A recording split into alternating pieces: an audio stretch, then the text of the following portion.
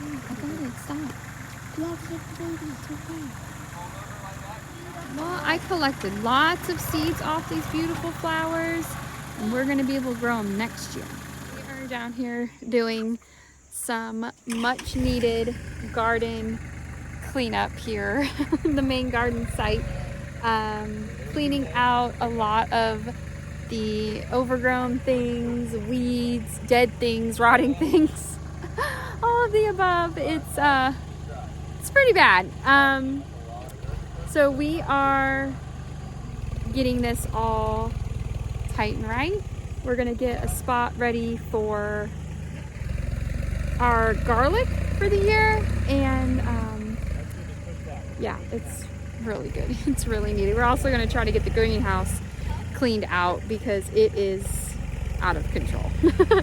So Aaron is teaching my oldest how to run the tractor, which is pretty amazing. I'm gonna chalk this up as a homeschool lesson for today. What's wrong?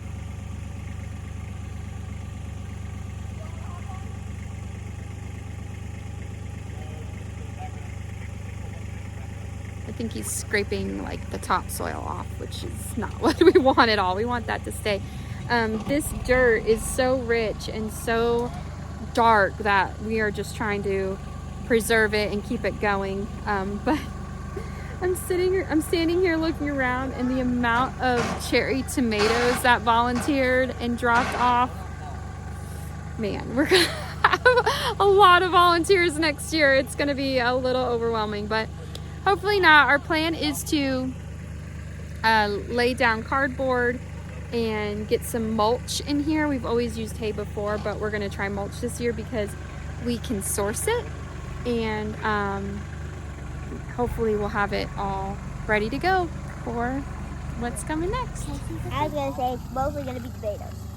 It's mostly gonna be tomatoes? Yes. Yeah. So we are saving sunflowers. Looks like we lost a lot off that head from the storm.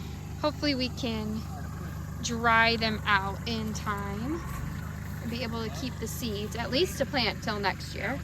Save some butternut squashes, so that's always good.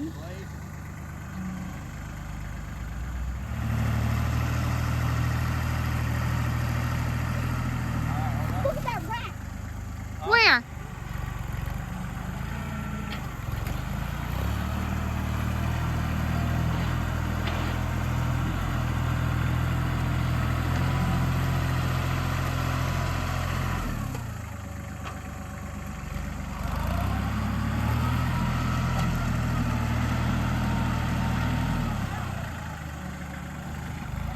So I was praying about what to do with this section of the garden.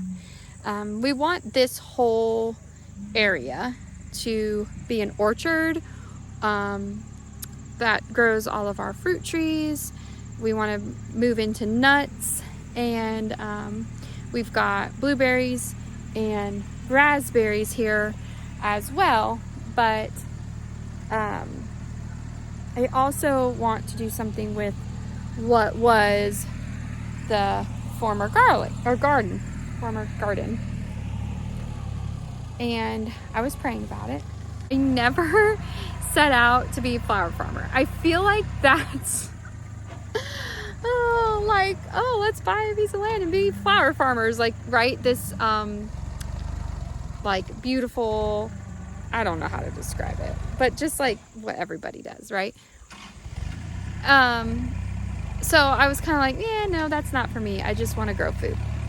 But over the years, we've been incorporating flowers into the garden, and it's turned into one of everybody's favorite parts of it. There's just so much beauty and pollinators and life that it brings to it. So I told my husband about it. I'm like, what do you think about this? This is what I'm feeling. And he's like, absolutely. So we are going to get this cleaned up and start working towards that goal. This will be the spot where we grow flowers. I want to cut bouquets and have a roadside stand. bless people with them. There's something so wonderful about showing up and surprising someone with a beautiful homegrown bouquet. This will be where we grow our garlic to sell.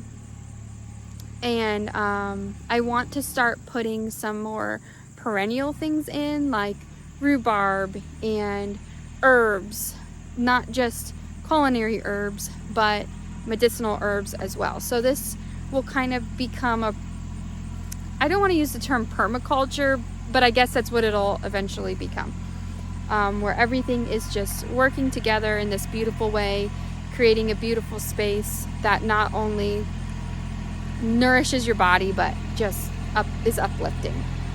It's really kind of our vision for the farm as well.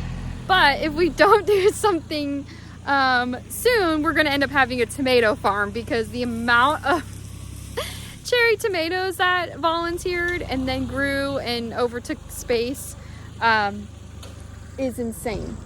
Okay, so we came up with a game plan. Aaron is going to keep tilling this spot, and we're going to buy cover crop and plant it all in a cover crop and let that put some nutrition back in the soil. It'll work also as mulch once we cut it down.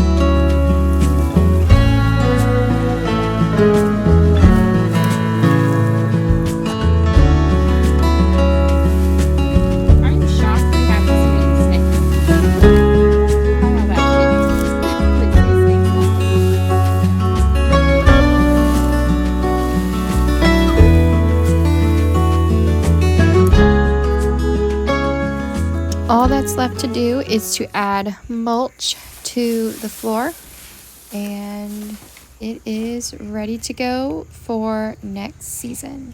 Thank you so much for watching, and may the Lord bless and keep you until next time.